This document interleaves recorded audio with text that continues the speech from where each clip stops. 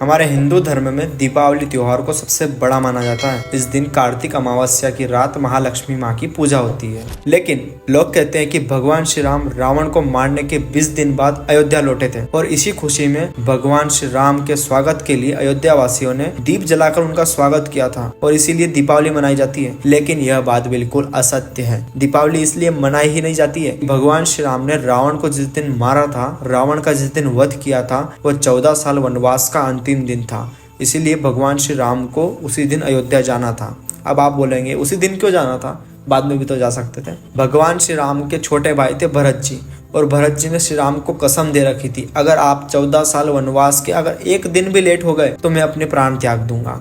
इस वजह से भगवान श्री राम ने रावण का वध किया और उसी वक्त पुष्पक विमान में बैठकर अयोध्या आए। पुष्पक विमान ब्रह्मा जी द्वारा निर्मित था, जिसे कुबेर को भेंट किया था, कुबेर को गिफ्ट दिया था, और वही रावण ने कुबेर जी से छीन लिया था। पुष्पक विमान की खासियत यह थी कि वह अपनी यात्रियों के हिसाब से बड़ा या छोटा हो जाता था। पुष्पक विमान में आप कितनी भी यात्री बिठा दो, उसके बाद भी एक सीट खाली रहती थी। अब आपके मन में सवाल उठ रहा होगा, अगर राम जी अयोध्या नहीं लौटे थे तो आखिर किस खुशी में मनाया जाता है इस दीपावली महापर्व को। एक बार क्या हुआ कि ऋषि दुर्वासा ने इंद्रदेव को अपनी मोती की माला उपहार रूप में दी, और इंद्रदेव को तो शुरू से अपने ऊपर अभिमान है ही, क्योंकि स्वर्ग लोक के राजा हैं। इंद्रदेव ने क्या किया, उस मोती की माला को ऐरावत हाथी के ऊपर डाल दिया, और ऐरावत हाथी ने अपनी सूंड से उस मोती की माला को जमीन पर फेंक दिया। यह सब देखकर ऋषि दुर्वासा अत्यधिक क्रोधित हो गए और इंद्रदेव समेत तीनों लोगों को श्राप दे दिया कि तीनों लोग अब से श्रीहीन हो जाएंगे।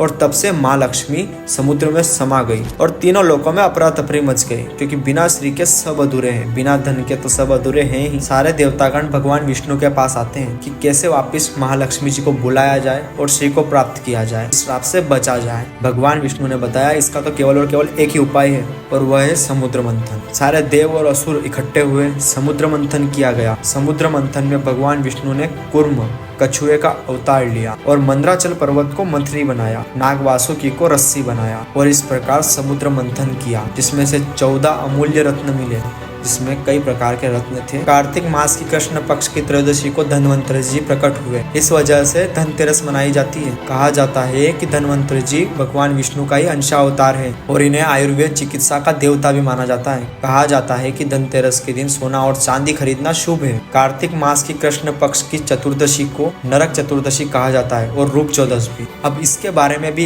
एक अच्छी कथा है, जो है कृष्ण भगवान और नरकासुर की। द्वापर युग में नरकासुर ने ब्रह्मा जी से वरदान प्राप्त किया था और वह देवता गण सारे ऋषि गण को परेशान कर रहा था। उसने 16,000 सौ रानियों को अपनी बंदी गृह में कैद भी कर रखा था और वह इनकी बलि देना चाहता था। जब यह बात इंद्रदेव ने कृष्ण भगवान को बताई तो कृष्ण भगवान ने जरा भी देर नहीं की और अपनी पत्नी सत्यभामा के साथ निकल पड़े युद्ध की ओर, क्योंकि नरकासुर को वरदान था कि वह एक स्त्री के हाथों ही मारा जाएगा। भगवान कृष्ण ने अपनी पत्नी सत्यभामा के साथ नरकासुर का वध किया और उसकी कैद में स्थित 16,000 सौ रानियों को उससे मुक्त करवाया। लेकिन कथा यहीं पे स्टॉप नहीं होती है।